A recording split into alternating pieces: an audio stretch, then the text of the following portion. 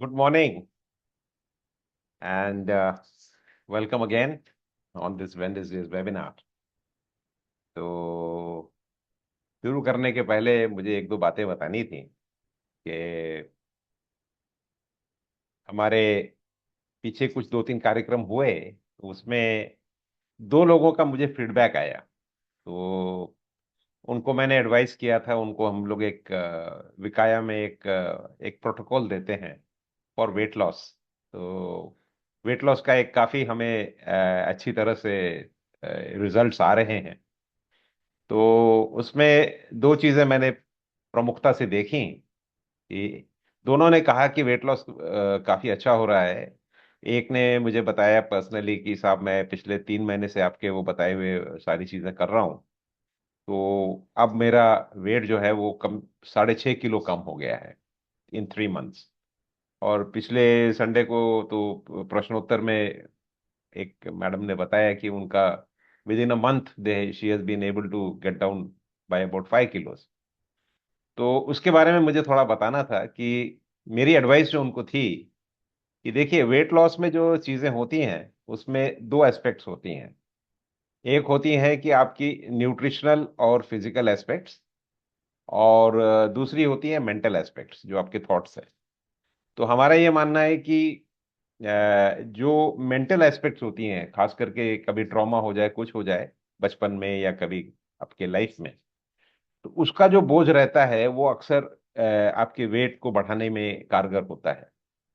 और फिजिकल तो खैर है ही है कि आपके न्यूट्रिशन क्या है और आपका किस तरह के आप एक्सरसाइजेस कर रहे हैं या नहीं कर रहे हैं, वो फिजिकल साइड हो जाता है। तो अमूमन आप देखेंगे कि जब हम प्रोटोकॉल शुरू करते हैं तो शुरुआत में वेट लॉस काफी अच्छे से ड्रॉप होने लगता है। दैट इज बिकॉज उस प्रोटोकॉल में सबसे पहले इफेक्ट आ जाता है आपके न्यूट्रिशनल और एक्सरसाइजेस का।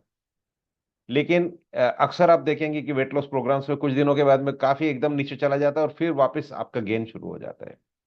वो गेन इसलिए हो रहा है कि जो रूट कॉज है जो रूट कॉज है आपके वेट का, जो आपके माइंड के ऊपर में जो बोझ है उसको आपने टैकल नहीं किया है।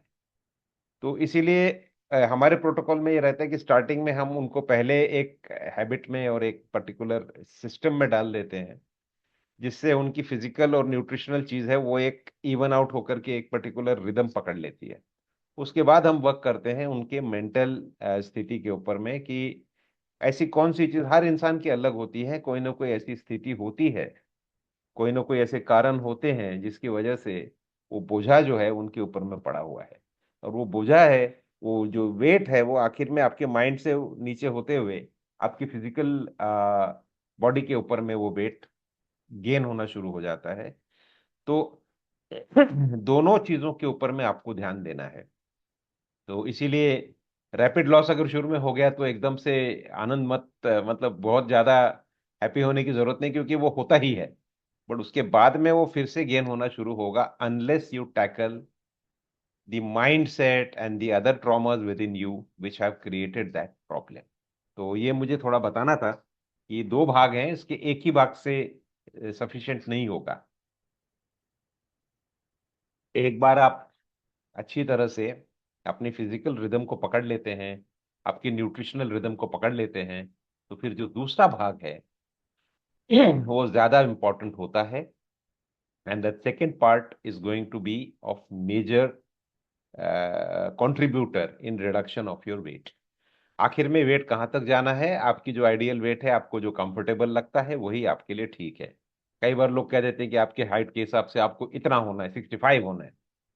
लेकिन आप कह रहे हैं कि साहब अभी 70 के आसपास आ गया है और मुझे कंफर्टेबल लग रहा है, तो ठीक है। क्योंकि आइडियल आइडियल जो होता है ये हर देश का अलग होता है। आइडियल जो होता है, कोई सिस्टम्स होते हैं, तो हम जो एसोसिएशन ऑफ मेडिकल प्रैक्टिशनर्स हैं या जो भी इसको सेट करते हैं, वो अपने देश के लोगों के एवरेज के हिसाब से देखते हैं। तो जो एवरेज इंडिया में है वो एवरेज शायद चाइना में नहीं होगा, जो अमेरिका में है वो शायद रशिया में नहीं होगा। तो इस हिसाब से आप देखिए कि आखिर में आपको अपने कंफर्टेबल वेट जोन में जाना है, जहां पे आपको एनर्जी महसूस होती है और जहां पे आपको अच्छा लगता है। ये मुझे एक बताना था आपको कि this is a very beautiful program and I will welcome anybody who would like to try it out. तो अब आ जाते हैं टॉपिक पर। टॉपिक ये है कि मैं अक्सर, मेरे साथ भी हुआ है कि हमारे घर में झाड़ है, तो उसको हम पानी वानी देते रहते हैं, वो बढ़ता है। लेकिन कभी कभी लगता है कि यार बढ़ नहीं रहा है, और बहुत इम्पेशंस सी होने लगती है कि why doesn't this fellow grow. तो लेकिन कभी कभी हम एक दो महीने के लिए कहीं बाहर चले जाते हैं और वापस आते हैं, तो देखते हैं कि अरे भाई ये तो बहुत अच्छा ग्रो कर गया है। तो ये एक फिनोमिनन है जिसमें हम, you see our mind starts playing games, कि हम जिस चीज के आदी हो चुके हैं कि ये चीज का रिजल्ट हमको इतने दिन में आएगा, तो उस हैबिट के हिसाब से हम हर चीज को देखने लगते हैं। उसकी वजह से इम्पेशंस हो जाती है। आपको ये देखना है कि हर चीज के ग्रोथ की, उसके अपने ऑकरेंस की, उसके डेवलपमेंट की अपनी एक पेस होती है। आप उसको स्पीड अप नहीं कर सकते हैं। झाड़ को आप, वो कहते हैं ना कि 100 घड़ा भी माली अगर उसको सींचेगा तो ऋतु आने पर ही फल होता है, उसके पहले नहीं होता है। सो ये चीज बहुत इंपॉर्टेंट है, क्योंकि इससे बहुत सारी हमारी माइंड की स्टेबिलिटी जुड़ी हुई है। सर मेरे पास लोग आ जाते हैं कि साहब मैं तो बड़ा ओवर थिंकिंग करता रहता हूँ, प्रोक्रेस्टिनेशन करता रहता हूँ, अपनी काम को मैं आगे आगे ढकेलता रहता हूँ। ये एक एंगल है देखने का। अब इसके तरफ दूसरा एंगल भी है कि आपने अपने स्क्रिप्ट में क्या लिखा है। जैसे मैं पहले भी आपको बताया था कि पहले जमाने में फोटो खींचने के बाद में उसको डेवलप करके फोटो आने में कभी कभी 20 दिन लग जाते थे। आजकल क्या, इंस्टेंटली आप फोटो देख लेते हैं, खींच लिया आपने और वहीं के वहीं मोबाइल में टर्न करके देख लिया कि फोटो कैसी आई। स्पीड अप हो गया है, उसकी प्रोसेस स्पीड अप हो गई है, लेकिन आपकी थिंकिंग वहीं की वहीं है। ये याद रखिएगा, एज ए ह्यूमन बीइंग आपकी जो बायोलॉजिकल थिंकिंग है, आपकी जो स्पीड है, आपकी जो चीजें हैं, वो तकरीबन तकरीबन सेम है जो आज से 100 साल 200 साल पहले थी। उस समय समय ज्यादा मिलता था काम करने को, आपको एक कंफर्टेबल टाइम मिला करता था। आजकल इतना ज्यादा आपके ऊपर में बर्डन आ गया है कि उसी माइंड से, उसी दिमाग से आपको बहुत ज्यादा अनेक काम करने पड़ रहे हैं, तो उससे स्ट्रेस लेवल बढ़ जाता है। तो होता क्या है कि हम अपने कॉन्शियस माइंड से जो सोचते हैं, जो हम अपने ऑब्स्टिकल्स के बारे में सोचते हैं, तो we forget that there is a very very big subconscious mind which is helping us. वो सबकॉन्शियस माइंड वो हमारे कॉन्शियस माइंड की तरह थिंकिंग नहीं करता है। उसके अपने आयाम है, उसकी अपनी थिंकिंग है। जैसे फिजिक्स में कहते हैं कि जो न्यूटोनियन फिजिक्स है, वो एक पर्टिकुलर स्टाइल से चलता है कि भाई एक्सीलेटर दबा दो गाड़ी स्पीड पकड़ लेगी। लेकिन क्वांटम फिजिक्स में ऐसा जरूरी नहीं है। कई बार ऐसा होता है कि आप पीछे ईज कर देते हैं तो उसकी स्पीड बढ़ जाती है।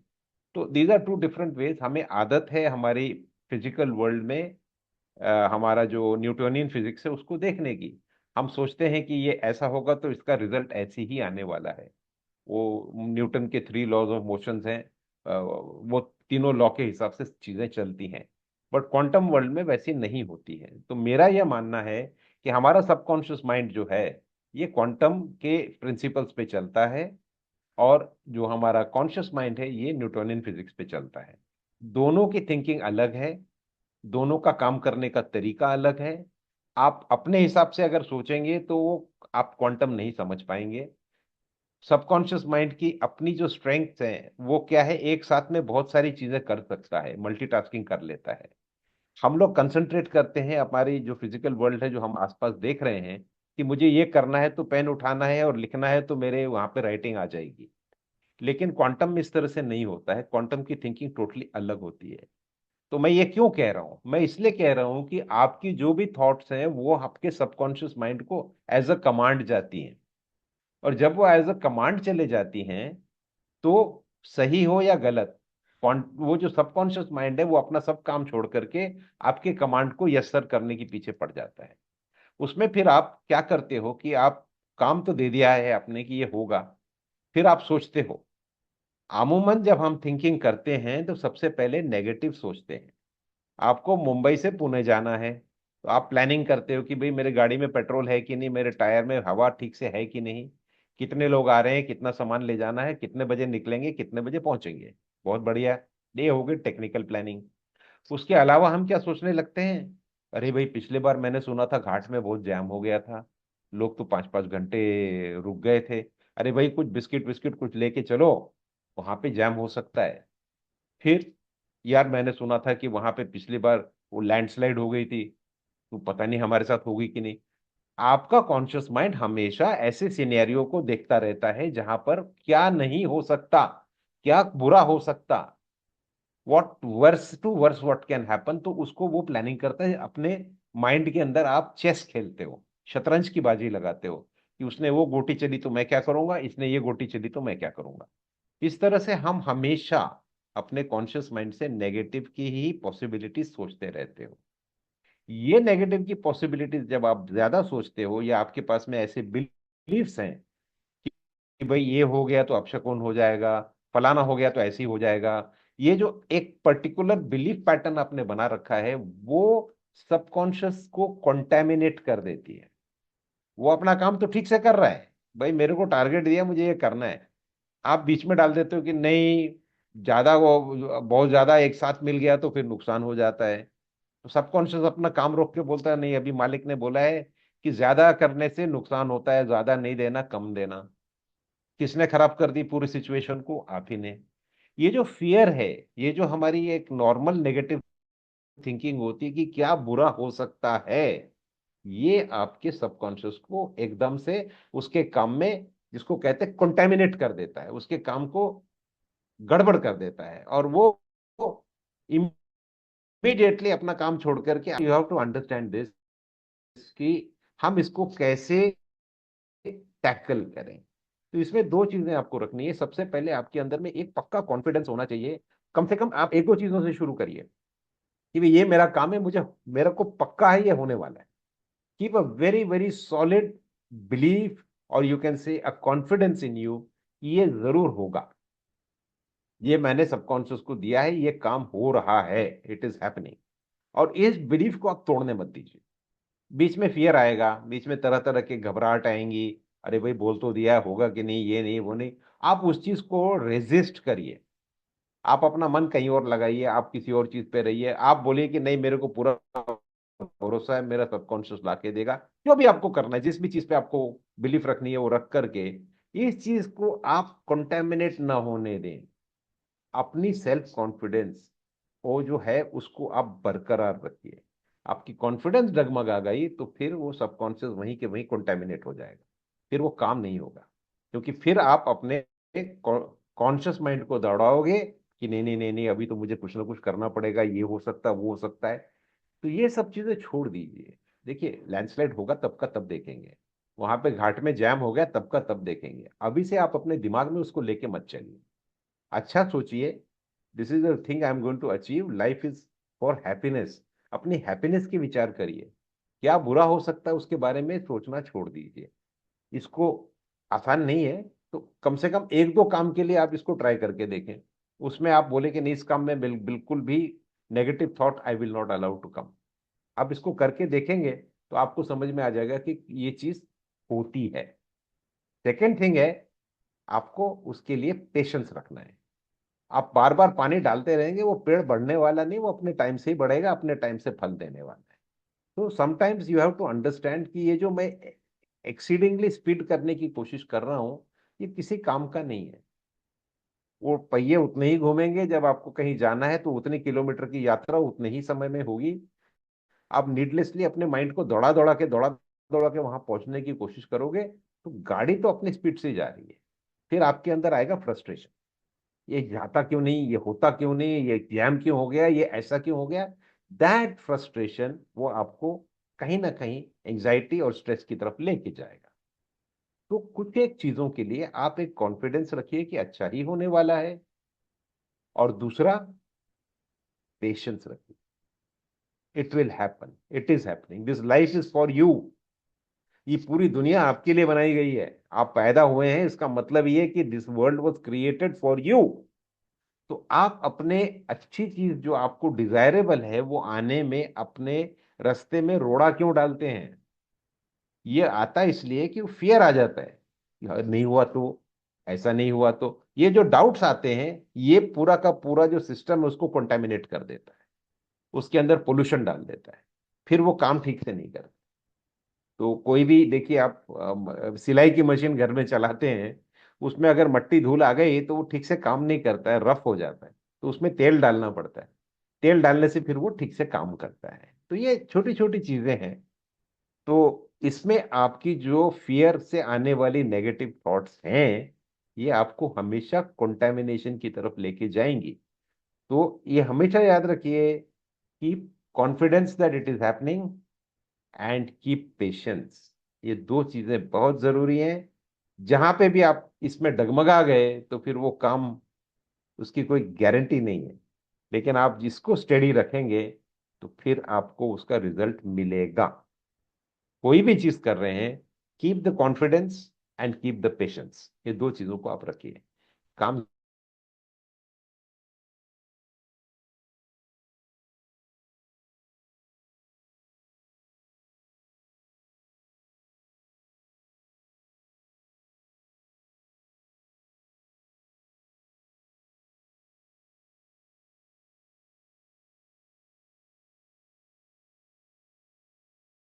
होता है, ये खतरा आने वाला है, ऐसा हो गया वैसा हो गया, इस तरह से ये चीजें आनी शुरू हो जाती हैं। तो you have to understand that these are things which are going to disturb you, they are going to आपके रास्ते में रोड़ा क्रिएट करेगा। इस चीज को आपको समझना है। तो ये रह गई बात आपके patience and confidence on your self, इसकी बात हो गई। ये बहुत बड़ा एक एक चीज है, इस एक एक एक प्रैक्टिस है, इसको रखिएगा। तो आप देखेंगे, शुरुआत में आपको लगेगा अरे क्या बात कर रहे हैं, ऐसा गारंटी में थोड़ी ना होता है, अपने को तो प्रिपेयर रहना ही है, ये है वो है। तो ठीक है, आप छोटी छोटी चीजों से ट्राई करिए, आपका कॉन्फिडेंस बिल्डअप होना शुरू होगा। And then you will realise that things do happen as per what you want. शुरुआत में थोड़ा सा ये बिलीवेबल नहीं लगता है, बट ये दुनिया तो आप ही ने बनाई है हुजूर, ये आप ही का स्क्रिप्ट चल रहा है। Your life is your own, how you make it depends on your scripting. तो keep a good script about yourself. ये मेरा पहला एक ये लेसन है। और उसके बाद में बात निकली थी प्रोक्रेस्टिनेशन की। तो वो जैसे मैंने कहा कि वो पेड़ जल्दी क्यों नहीं बढ़ता, ये चीजें जल्दी क्यों नहीं होती, तो आजकल हम हर चीज को हम टाइम स्क्वीज करते चले जा रहे हैं। हमको हर चीज इमीडिएट चाहिए, क्योंकि टेक्नोलॉजी हमको बहुत सारी चीजें इमीडिएटली लाके देती है, तो हम सोचते हैं कि पेड़ भी जल्दी बढ़ जाएगा। कुछ कुछ चीजें हैं वो अपने टाइम से होती हैं। आप खाना कितनी भी जल्दी खा लीजिए, डाइजेशन को वो 2-3 घंटे लगने ही वाले हैं। तो उसको स्पीड अप करने की कोशिश न करें। कीप योर पेस, जो बॉडी का जो और बायोलॉजिकल जो रिदम है उसको मत तोड़िए। उस रिदम को रहने दीजिए, बरकरार रखिए। उसको ज्यादा स्पीड अप करेंगे तकलीफ हो जाएगी। मुझे लोग कहते हैं प्रोक्रेस्टिनेशन हो रहा है साहब। मैंने कहा प्रोक्रेस्टिनेशन क्यों हो रहा है भाई? मतलब मैं आप आने वाले चीजों को आगे ढकेल रहा हूं? भाई इतनी सारी चीजें आपने अपने ऊपर ले ली हैं। यू आर हैविंग, पहले क्या होता था कि हम कहते थे कि एक टारगेट है, मुझे ये अचीव करना है, तो आप उसकी तरफ चले जा रहे हैं, आप उसको पूरी तरह से अपना एनर्जी लगा करके टारगेट कर दिया आपने, उसको अचीव कर लिया। उसके बाद दूसरा टारगेट, भाई मुझे ये करना है, मुझे ग्रेजुएशन करना है, फर्स्ट क्लास में आना है, ठीक है हो गया। अब मुझे पोस्ट ग्रेजुएशन करना है, फिर आप उसकी तरफ चले गए, बहुत बढ़िया है। लेकिन आजकल क्या है, वो कहते हैं कि भाई ये भी कर लो, वो भी कर लो, वो भी कर लो, एआई भी सीख लो, इसको भी सीख लो, उसको भी सीख लो। मल्टी टारगेटेड हो गया है। तो जब मल्टी टारगेट होता है तो फिर आप कौन से टारगेट को पकड़ोगे? इसमें मैं एक इंटरेस्टिंग बात बताता हूँ, जो एक हकीकत है, that mostly males are single task oriented and females are multitaskers. ये एक बायोलॉजिकल वायरिंग है, थॉट की भी है और वर्किंग की भी है। आदमी एक ही काम में बहुत ज्यादा डीप कंसंट्रेट करके काम कर सकता है, लेकिन अगर उसी टाइम अगर फोन आ गया और लोग बात भी कर रहे हैं, तो हमेशा आप देखेंगे कि जो आदमी फोन पे है वो लोगों से कहता है ए चुप रहो चुप रहो चुप रहो, because he doesn't want any disturbance, because वो एक साथ में सुनना और फोन को सुनना दोनों नहीं कर सकता। बट फीमेल्स जनरली आप देखेंगे कि उनके पास में मल्टीटास्किंग एबिलिटी होती है। वो फोन लगा करके खाना भी बना सकती है, दोनों काम एक साथ में ही उनका पैरेलल चलता रहता है। तो ये कुछ कुछ बायोलॉजिकल डिफरेंसेस हैं। तो ये मुझे ऐसी याद आया तो मैंने कहा आपसे बता दूं। बट उसमें याद रखिएगा, एनर्जी लेवल उतना ही है। तो आप अगर कंसंट्रेट करके कर रहे हैं तो आपको वहां पे बहुत आगे तक आप चले जाएंगे, मल्टीटास्किंग कर रहे हैं तो वो स्प्रेड हो जाएगा। तो ये दोनों चॉइसेस अवेलेबल होती हैं, लेकिन आप जब अगर मल्टी टारगेटिंग कर देंगे तो आपको या तो टारगेट्स कम करने पड़ेंगे, क्योंकि एक पर्टिकुलर टारगेट दूर तक जाना, या फिर 10 टारगेट्स में आपको छोटा छोटा छोटा छोटा लेना। अगर आप 10 के 10 बहुत ज्यादा बड़े टारगेट करोगे, तब आपको लगेगा कि जी मैं कर नहीं पा रहा हूं, मैं कर नहीं पा रही हूं, और ये यहाँ पे मैं कुछ करने को जाती हूँ तो ये छूट जाता है। फिर मुझे लगता है कि मैं प्रोक्रेस्टिनेट कर रही हूँ, मैं अपने कामों को आगे ढकेल रही हूँ। हुजूर, आपकी एनर्जी लेवल उतनी ही है, आप उतना ही काम कर सकते हो। तो एक छोटे बच्चे से कह दो कि बेटा ये 100 किलो का वजन उठा ले, तो नहीं उठा पाएगा, 5 साल का है, वो अपने हिसाब से ही वजन उठा सकता है। उसी तरह से आपकी कैपेसिटीज भी उतनी लिमिटेड हैं, और उसको आप उसके बियॉन्ड अगर आप चले जाते हो तो कोई ना कोई काम छूट जाता है। फिर आप कहते हो जी हम प्रोक्रेस्टिनेट कर रहे हैं, और फिर उसके बाद वरीज आ जाती हैं। तो ये उसके बाद में लोग कहते हैं साहब मैं ओवर थिंकिंग करने लगा हूं। आप ओवर थिंकिंग है क्या? ये सारी पॉसिबिलिटीज आप शतरंज खेलना शुरू करते हो, ये क्यों नहीं हो सकता, ये क्यों नहीं हो सकता, उसमें क्या अड़थला आ सकता है, उसमें क्या मेरे को बैरियर आ सकते हैं, तो इसकी तैयारी करूं या उसकी तैयारी करूं। तो you are always by default thinking about why something can not happen, ये कैसे या क्यों नहीं हो सकता, और मैं इसके लिए क्या कर सकता हूं या कर सकती हूँ। ये जो आपके अंदर में एक फीलिंग आती है, इससे आपकी ओवर थिंकिंग बढ़ती है। तो ये चॉइस आपकी है, आपको मल्टीपल टारगेट्स रखने तो मल्टीपल टारगेट्स रखिए, लेकिन फिर उन टारगेट्स को इतना बड़ा मत कर दीजिए कि एक पूरी लाइफ टाइम को एक ही टारगेट मिल सकता है। फिर आपके अंदर आएगा फ्रस्ट्रेशन। तो मल्टी टारगेट्स भी अगर रखने हैं तो शॉर्ट शॉर्ट शॉर्ट रखिए। और अगर आपको सिंगल एक टारगेट करना है कि भाई मुझे न्यूरो साइंटिस्ट बनना है या न्यूरो सर्जन बनना है, तो फिर आप वो एक टारगेट लेके चलिए। फिर बाद में ये इधर उधर के टारगेट्स मत लीजिए। फिर वो छोटे मोटे चलते रहते हैं कि भाई मेरे को हॉलिडे के लिए यहाँ जाना है, मुझे ये भी पढ़ना है, मुझे ये एक शौक है मेरे को, थोड़ी फ्लाइंग भी सीखनी है, वो चीज दैट इज ओके। बट जो मेन टारगेट है वो उसके ऊपर में ही आपको कंसंट्रेट करना पड़ेगा। या फिर अब अगर आप कहते हैं कि मुझे मल्टी टारगेट्स करना है, मुझे प्लेन भी चलाना सीखना है, मुझे फ्रेंच भाषा भी सीखनी है, मुझे ये भी सीखना है, मुझे वो भी सीखना है, मुझे डॉक्टर भी बनना है, और मेरे को अच्छा वक्ता या स्पीकर भी बनना है, मुझे लोगों को एडवाइस भी करना है, मुझे ये भी करना है, तो फिर आपको वो सारे बहुत एक्सट्रीम लेवल तक आप नहीं ले जा सकते। आपको उसको लिमिटेड, कम कम कम इसमें रखना पड़ेगा। तो that is your choice, because your energy unlimited नहीं है। और हमारे माइंड की और बॉडी की जो प्रक्रियाएं हैं, दे हैव सम लिमिटेशन। तो it's not unlimited, but you have a choice. अभी क्या हो गया कि अब चॉइस इतनी ज्यादा बढ़ गई है कि लगता है ये भी खा लूं वो भी खा लूं। बुफे में चले गए हैं तो आपको केक भी दिख रहा है, पेस्ट्री भी दिख रही है, रसमलाई भी दिख रही है, साथ में आपको पुलाव भी दिख रहा है, बिरयानी भी दिख रही है, आपको तरह तरह के व्यंजन दिख रहे हैं। तो आप, पेट तो उतना ही है हुजूर, थोड़ा थोड़ा हर एक का खाइए, या फिर एक चीज अच्छी तरह से खा लीजिए। हम क्या है, बहुत सारी चीजें ले लेते हैं, फिर पता चलता है मेरे में कैपेसिटी नहीं है खाने की। फिर आ जाता है फ्रस्ट्रेशन कि जब मेरे से तो हो नहीं रहा था, मैं क्या करूं, इतना सब तो लिया था लेकिन खा नहीं पाया, मेरे अंदर ही कोई डिफेक्ट होगा। देन यू अगेन एक लूप में निकल जाते हो जिसको कहते हैं नेगेटिव थिंकिंग। फिर मेरे में ही कोई खराबी होगी, बाकी लोग तो कर पाते हैं। देखिए, जो लोग जो भी आपके सामने इमेज क्रिएट कर रहे हैं, वो उनकी रियलिटी नहीं है। तो आप उनकी इमेज के साथ में compete करोगे तो हमेशा हार जाओगे, क्योंकि उसकी इमेज तो सुपीरियर है। उसने हमेशा, आप भी जब जाते हैं तो सबसे बढ़िया और सबसे अच्छा स्वरूप लोगों को दिखाते हैं। तो बाकी सब लोग भी आपको इमेज ही दिखा रहे हैं, तो आप उनकी इमेज के साथ में आपकी रियलिटी को compete नहीं कर सकते। आपको compete करना है अपने साथ। आपकी इमेज और उनकी इमेज compete करोगे, उसका कोई मीनिंग नहीं है, दैट इज यूजलेस। उसका कोई रियलिटी से कोई संबंध ही नहीं है कि भाई हम भी ऐसे हैं और हम भी, आप भी वैसे हो, तो मैं आपसे अच्छा हूँ। आपने मतलब सफेद शर्ट पहनी हुई है तो मेरी सफेद ज्यादा है और आपकी कम है, इसमें कोई मतलब नहीं बनता है। तो इमेज को छोड़ दीजिए, रियलिटी पे आ जाइए, और आपकी कंपटीशन आप ही के साथ है। एक जजमेंट ले लीजिए कि मैं क्या क्या चाहता हूँ। तो अगर मेरे को 10 चीजें करनी है तो फिर आपको एकदम सुपर मतलब फाइटर पायलट बनना है, और मेरे को साथ में माउंटेनियर भी टॉप क्लास बनना है, मेरे को फ्रेंच भाषा में भाषण देना भी आना चाहिए, ये सारी चीजें नहीं हो पाएंगी। तो फिर आप हर चीज को थोड़ा थोड़ा थोड़ा थोड़ा कर सकते हैं। या तो फिर I want to be a mountaineer, तो बस मैं भाई बहुत बढ़िया माउंटेनियर बनूंगा, बाकी सब चीजें गौण हो गई। तो इस चीज को बैलेंस करिए। ये बैलेंस नहीं होने की वजह से आजकल बहुत सारे लोग को प्रॉब्लम होने लग गई है।